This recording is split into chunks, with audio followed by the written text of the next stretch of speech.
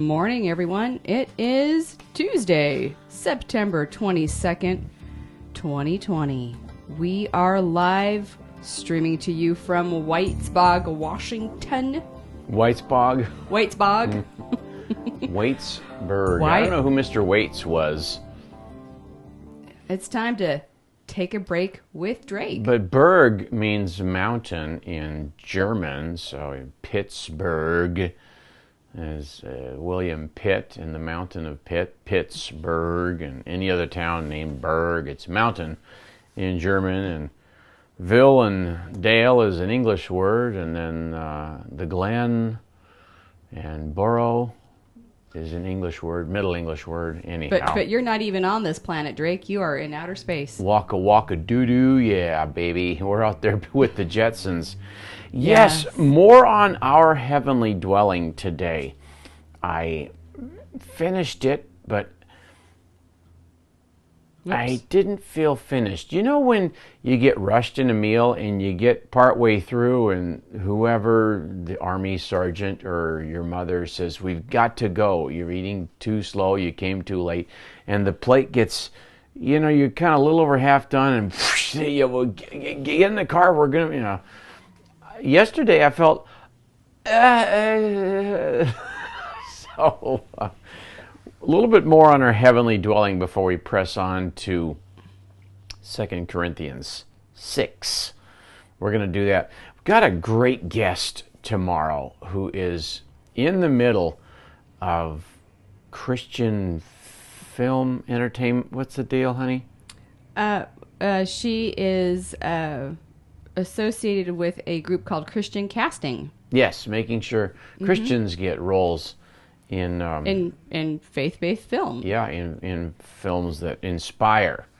That's right. So she's a guest on, and we've got yay! So boy, it's getting to be later September already. Today it is autumn. It is autumn. As of now, we are. Now you think of the first day of, I don't know if you think of the first day of winter, but we orbit this way. We don't orbit this way, and we spin this way. You're making me dizzy. But if in our year, one trip around the sun, in our year, if it's, let's call it December 1st is 12 o'clock, and I don't know if we go this way or that way. I've never seen it from the outside. Do we go counterclockwise, Drake? I don't know. Do you need me to look this up here? If you want to, because it kind of relates. But today, December 31st would be here, and then it's at 3 o'clock, so to speak. It's first day of spring. It's March 21st in our hemisphere, first day of spring. And then I like how you said that, hemisphere. Hemisphere. And then 6:30 would be first day of summer, and the first day of autumn would be at 9 o'clock. Well, we are at the three-quarter point in the year. In the southern hemisphere, they perceive all this differently, by the way. And I have been in Argentina in January, and we were just over the Patagonias. I mean, 17,000-foot mountains, snow to beat the band. Our ski team trains down there, but I've been in Argentina in January. Baby, it's hot. Oh, my goodness. And there's snow. Killer snow. Dozens of mountains of 17,000 feet. Anyhow, but we reached the autumn solstice, the spring solstice in the southern hemisphere. I've been all over the world, so I can't. It says that that we are a counterclockwise solar system. Okay, we're going this way then. Oh, they say it's not just counterclockwise; it's anti-clockwise. Anti-clockwise. I mean, really. So they're against clocks in outer space, and the clock stops once we leave this planet. Oh my goodness. Anyhow, it is, and this is cool. This is in our calendar, and the 2021 one, we just finished the editing. It goes to publishing this week. Mm-hmm. And we want to make a 2021 calendar for you. It's so inspiring. Yeah. And before, I'm just going to tell you a couple things that's just this week. Okay. And this is the 2021. By the way, you can pre-order. I'm going to look it up and put it in the chat. Yeah. The So link. Sorry, the link. let me just give you some. Okay, it is the first day of. It is officially autumn at 9:31 a.m. this morning. So it is autumn in 2 hours and 20 something minutes. We didn't make that so specific on the 2021 calendar. We didn't. Well, because it's different for everybody. Well, Meridian of Greenwich, or it wouldn't be New York time So zone. I'm putting the link in the chat, and feel free to Yay. pre-order. Let me just tell you a couple things that happened this week, and it's so cool because when you come to this day, you can put it in the search bar. Wow, who's this? Who's this person? And there's their bio right there. And in gathering these hundreds and hundreds of names of hymn writers, missionaries, great preachers, people in the Christian movement, worship leaders through history, I read of a worship leader in the 1200s of what he did in France. I'm sitting there weeping. I'm thinking, this guy was a giant. Wow. Yeah. Remember the song, "Hear the bells ringing, they're singing that we can be born again." I remember that song. Hear the bells. That is written by Anne Herring.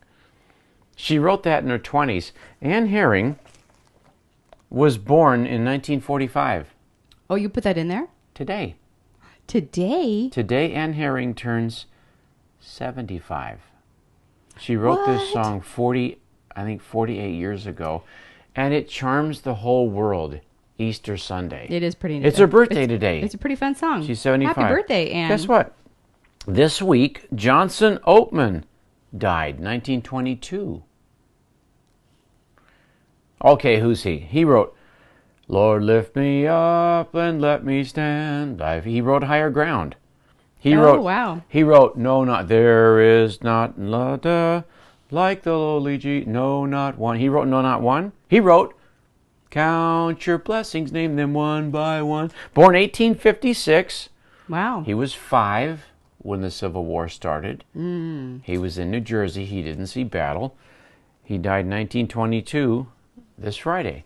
Get this for this weekend. William Tyndale was born 1494, 526 years ago. William Tyndale, Bible translator.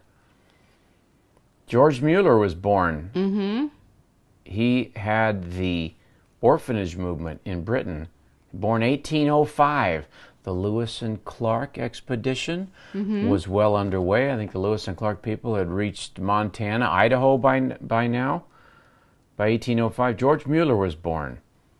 Yeah, but the thing is, you can come to these names, you just look them up. It doesn't take forever. It's seconds now. It used to be a trip to the library, Dewey Decimal Card, read, search, and then you'd have your answer 3 hours later. But now the answers come in about 4 seconds. You can look these up. This is really cool. That's awesome. Lillian Trasher. It looks like Trasher. Hey, I'll Nina. call her Good morning, Trasher. Nina. Nina Turner is watching. Yay, Nina. Lillian Trasher was born 1887 this week. She opened the first orphanage in Egypt. No Muslim had ever done that or thought to or whatever. It was the Coptic church there, but man, the first orphanage in Egypt. That's cool. Legendary missionary. Amy Semple McPherson died 1944 I'm floating. this week. The Normandy beach landing was taking its effect 3 months into it, and she died 1944. And she was the first figure in the Foursquare movement. And she was real big on, guys, rise up and take the reins of this movement. She was not a feminist. She was not a no man's going to tell me what to do. She says, I'm the leader of this movement. She says, who cares about me? Guys, rise up, suit up, boot up, step into leadership, plant churches. And it's great. She, the Foursquare movement, her missionary, or her husband was a missionary with the CMA, so the CMA and the Foursquare doctrine is really close. Her husband affected this. The Foursquare movement came out of it was the 20s. It came out of the Assembly of God, which was founded out of the revival in Los Angeles, 1906. I talked about William Seymour last spring, but William Seymour led to the founding of the AG, which led to the founding of the Foursquare, which led to the founding of the Vineyard, which led to the founding of the Catch the Fire movement. So I don't know. I'm trying to just inspire you to look up this long, massive chain of Christian servants who have blessed the world. And I I get kind of amused at these atheists, these scoffers, these doubters, these people that call themselves agnostics. Something about an agnostic means agnostic. An atheist is an atheist. They don't believe in God. An agnostic, gnosis is Greek for knowledge, so they're agnostic. Well, and they claim, well, I'm not really sure. Well, you're touting your ignorance with that. Back on track here. This grand chain of Christendom, and we'll go right back to 2 Corinthians 5. Now we know that catch that if there, if the earthly tent we live in is destroyed, we have a building from God, an eternal house in heaven, not built by human hands. And you can't say if, because the earthly tent that we abide in right now is it's going away, it's going down, it's fading. I think I wish people wouldn't do this on the internet, but oh, look what they look like now. Oh, here's when they were young and star. Here's what they look like now. Well, good grief, take it easy on people, would you? I mean, life just fades. And Paul says, if the earthly tent we live in is destroyed, he just doesn't want to say, well, we're going down, dudes. We're rotting away, man. It's all just going to pot. He doesn't want to talk like that. He doesn't want to talk like that. So he uses the word if, just to make it a little more gentle. Paul is not a doomsdayer at all. Paul has tremendous hope. But just a couple of these highlights here, and then I want to get into what I really want to assert to you today. The mortal, what is mortal, may be swallowed up by life. Complete switch on what everybody's thinking. He's talking to the Greek world. The Greeks, the Hebrews' perception is that we are a body. This is us. The Greeks thought, well, we have a body. Life is more than just this. They hadn't had the miraculous visitations from God. And so I want to insert something in here, Drake. Yeah, you say this in your book. We're going to be releasing a book called The Shalom Path. Yeah. And you talk about the difference between Hebrew thinking and Greek thinking related to the body, which is really important. Yeah. So just wanted to say that. Yay. Thank you, dear. You are welcome. So the Hebrews, they've been visited by God. God had visited them. And so they thought, well, God lives in this body. And the Greeks thought, well, this body is fading. Let's train a perfect mind and train a perfect body. They had the Olympics. We've got a gun for perfection, but the depression that comes over as things decay, and there's no reversing it. So they thought, well, we had a body. And they thought, well, this is really a reflection of what's to come. It's sort of like the old slide projectors that you put in a projector. The truth is on this little slide, but you project it onto a wall, and our life is really way out there somewhere. I don't know what I'm saying. This is the Greeks here talking. We don't know exactly what it means or where we're going, but there's got to be more than this. When the fire goes out, where does it go? When the heart stops beating, where does life continue? Because they just sensed it. They didn't know what to make of it, though. So Paul talks about this. He says, we live by faith, not by sight. Christ compels us. We no longer regard anyone from a worldly point of view. And if you're in Christ, You are a new creation. The old has gone, the new has come. Therefore, we are Christ's ambassadors. Where are we going? Where are we going? Where is this all leading to? There's got to be more. And the Greeks said, if he's dead, a loved one is dead and gone, and we're going to bury him now, why do I still long for him? With an emotion that is the strongest sentiment I've ever had since I was born. A loved one has died. I long for them so badly. This can't just be a big trick. I'm going to see them again. I think I will. They had legends about the underworld and the world of... And they were guessing. Paul just tells us. Jesus talks about the kingdom of heaven. He just tells us. Love, let's go to these things that describe, and it's just a description. Okay. What do you want me to put up first? You've got I don't see the screen. You've got behind me. Oh yeah. I have like a Hubble. There's like a very soft nebula. So this nebula. You have a nebula behind you. Is she talking about my brain? A very soft nebula. It's a soft nebula. Hello, Denise Thomas. Denise is watching. So we have descriptions of paradise, Denise. I called Jim last weekend and he didn't pick up. Oh, I'm gonna cry now. So you'd like to see another Hubble telescope photo? Yeah, just scroll through. I don't know if you've got 26 of them or 4 or hard. Oh, there's a teeny tiny one. I'm gonna pull it over here. Okay. It's not. I'm showing it right behind, underneath.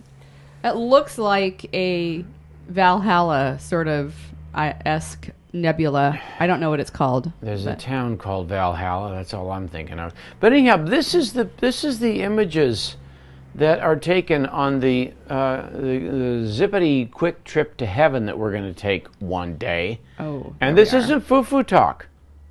That stuff is more real than what we're standing on, sitting at. It's more real than what you ate for breakfast this morning. It's more real than the steering wheel that you grab in your car. It is more real than the bed you sleep on or the roof you're under. And I've read so many reports of people who've gone to the other side and then they come back. Their heart stops for 2 minutes or something like that, or they're in a coma. Ooh, and they see the other side. Then they come back and they go, oh my goodness, I don't even have the ability to describe to you what I've seen. What's coming is more real than... It's more real than what we're experiencing now. It really is. So people are, oh, that's just a bunch of fluff. You know, they use that phrase, pie in the sky. Well, do you like blackberry pie? I do. Gee whiz, I'll take pie in the sky. If it's a blueberry pie or blackberry pie, that's totally fine with me. And an angel takes John, the disciple who leaned against Jesus at the Last Supper, the disciple who was in on the Transfiguration, the disciple who ran to the tomb and got there before Peter did. He says, an angel who talked with me had a measuring rod of gold. This is Revelation 21, the New Jerusalem. And like what Mark Twain said in the 1850s, he visited Jerusalem and he said, this is not a pleasant city. I think the new one's going to be better. So, the city was laid out like a square as long as it was wide. The measure of this, and the angel measured the city, and it was 1,400 miles. I said 1,500 miles a couple months ago. It's 1,400 miles, and the wall is 200 feet thick by man's measurement. The wall was made of jasper. I got that up there now. Okay, let me make that a little smaller. Do you realize the beauty? If it covers my face, I want them to see this. I don't care if they see me. Well, I want them to see this. They're going to see it. The wall was made of jasper, and the city was made of pure, not 10 karat, not 14 karat. The city was made of pure gold, as pure as glass. And the thing about glass is you can see through it. Why can you see through it? Because it's completely clean. I remember reading about a telescope that was the biggest telescope made yet. It was made in the 1960s or 1970s, and my science teacher explained this to us. He said they wanted it to be so perfect so they could see so far that they heated up the glass, poured it into the mold, and they kept temperature models on it, temperature monitors and heaters on it, and they spent 9 years cooling down the glass, because if it cools too fast, it won't cool uniformly, and then there'll be a warp in it, and then you won't get a pure image, because they wanted to see far beyond our galaxy for the first time. I don't get science too well. The city was pure gold, as pure as glass. The foundations of the city walls were decorated with every kind of precious stone. I'm describing to you the city that's mentioned in 2 Corinthians 5, a heavenly dwelling prepared for us, made not with human hands. Everything you see that isn't nature is handmade, made with human hands. Every right angles kind of don't exist in nature. Right angles, perfect circles, hand-shaped things with carvings or letters on them. Archaeology, fascinating field. Not made with human hands. And this is not made with human hands. The foundations of the cities were decorated with every kind of precious stone. The first foundation.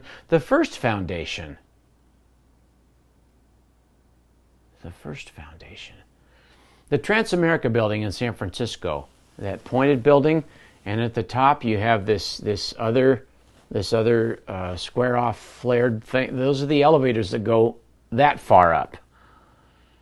That foundation, I know the man who oversaw the foundation. He said it was a continuous pour. It's just a slab. I think it's.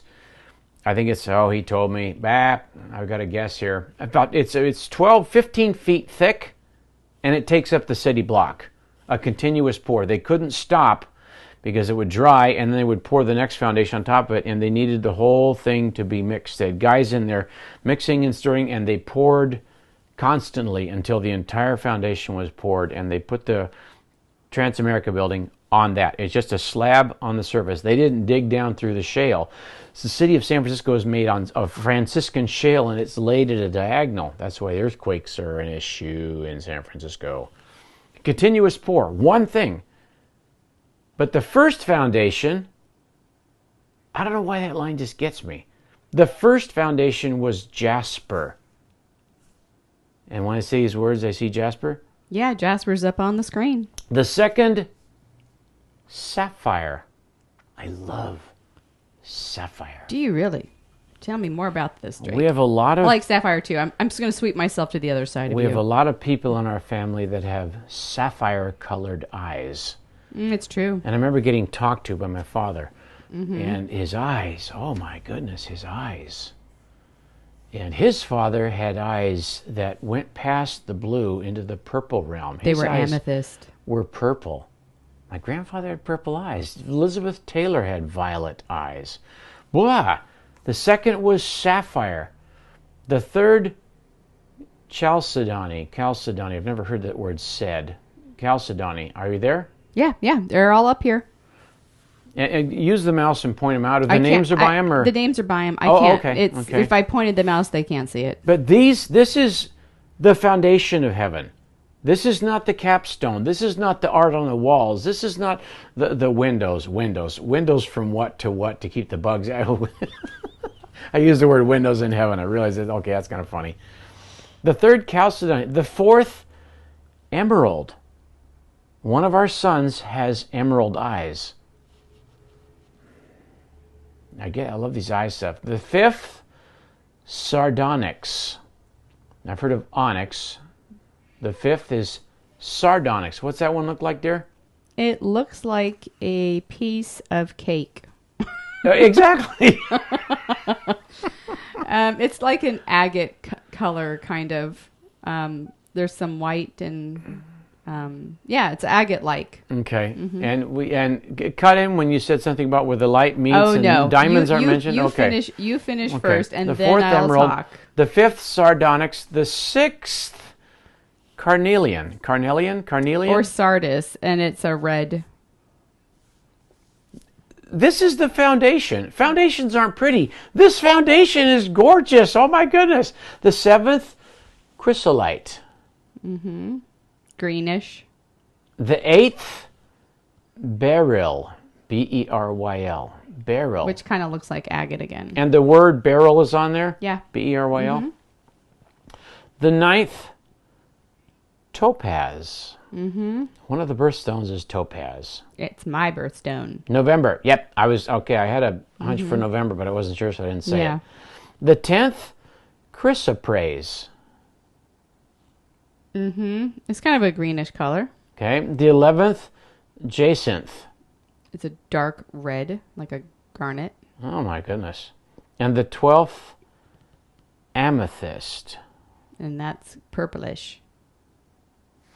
There's a note in the bottom of my Bible. The precise identification of some of these stones is uncertain to us, but not to God. Well, yeah.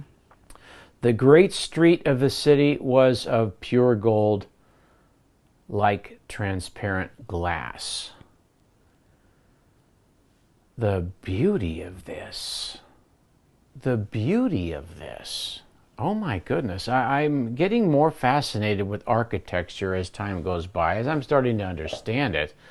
I love these, when an artist gets creative and he makes something, and all you can think is, how in the world do you conjure that? Wow. I was watching the Raider game last night in that new stadium in Las Vegas.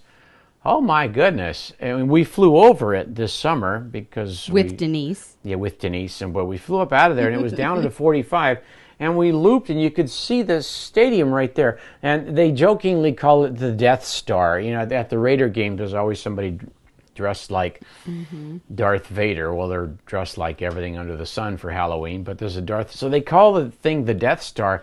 Oh my goodness, it's close to $2 billion. A complex. It was a really big empty stadium. Wow.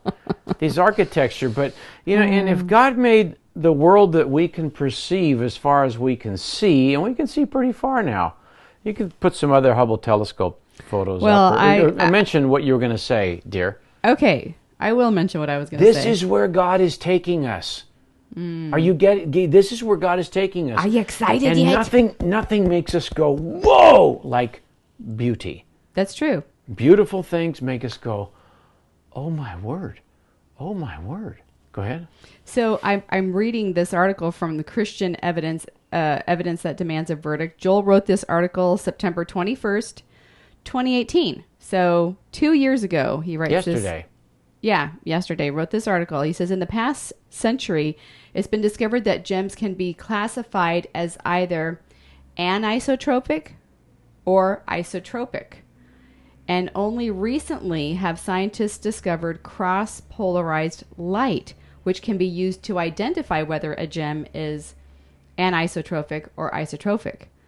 So when gems are viewed in this cross-polarized light, which is similar to pure light, because in heaven, we're not going to have junk light. We're going to have crummy light. It's going to be pure light. These anisotropic stones produce a colorful array reflecting all the colors of the rainbow, whereas isotropic stones lose all of their color and appear black. I will show you the photo. It's amazing. My wife got A's in science. So can you tell? These gems, these gems, I'm going to show you this. This is amazing. Here are the ones that we were just talking about. When these are under pure light, now I'm covering Drake's face, they produce a colorful rainbow. Isn't that gorgeous? So you can imagine in heaven, flooded by light, these stones are there's rainbows everywhere. I love this. So Do you notice a well-known stone that is missing? Diamond. Oh, your light went out. Diamond is missing. And why is that? Because it's isotropic. When pure light goes through a diamond, it does not produce a rainbow like that. This is what it produces. It's just clear or black. It's not, or this, because you're not going to see cross-polarized light when you're shining a light on a diamond, but it doesn't produce a rainbow like that. Is that not amazing? And here's the interesting part. Okay, neither all the gems that were picked by God and mentioned in the book of Revelation are anisotropic gems. Neither rubies, garnets, diamonds, none of those are mentioned because they're isotropic. What are the odds that these were chosen to be anisotropic gems? Of the 28 stones that are normally regarded as gem stones, only 16 are anisotropic. So the odds that 12 stones randomly picked is 1 in 1,000. So that's pretty amazing. Of course, God is the God of the rainbow. He gave us the rainbow. God is the rainbow, and he, anyway, it's amazing. So there's your random science fact of the day associated with the 12 foundation stones of heaven. Well, dear, it is 7:32. Oh my! Isn't that amazing? We went over time with all this excitement. This is great. And Nina asks, "What do the rocks and the colors mean?" And I'm sure each of them does have a meaning, but we didn't go into that. Maybe we can do that tomorrow. But we have a guest tomorrow. Oh, that's right. Maybe we have a guest tomorrow. Maybe Thursday. But I thought the very fact that these stones were chosen to be the ones that would produce a full spectrum of color was an interesting thought. This is fascinating. This is amazing. God says, I go to prepare a place for you. He's been working on it for 2,000 years plus, almost 2,000 years, our time scale. He made the world in a week. And there's gorgeous things to see all over this world. And I've been in 70 countries, and there's beautiful stuff everywhere. He made it in a week. He made that, and thousands of years of prep on that. The beauty that he's taking us to those who just say, I do, to Jesus. And we'll end with this. May I never boast except in the cross of our Lord Jesus Christ. Peace and mercy to all who follow this, the God of Israel. The grace of our Lord Jesus Christ be with your spirit. Amen. Amen.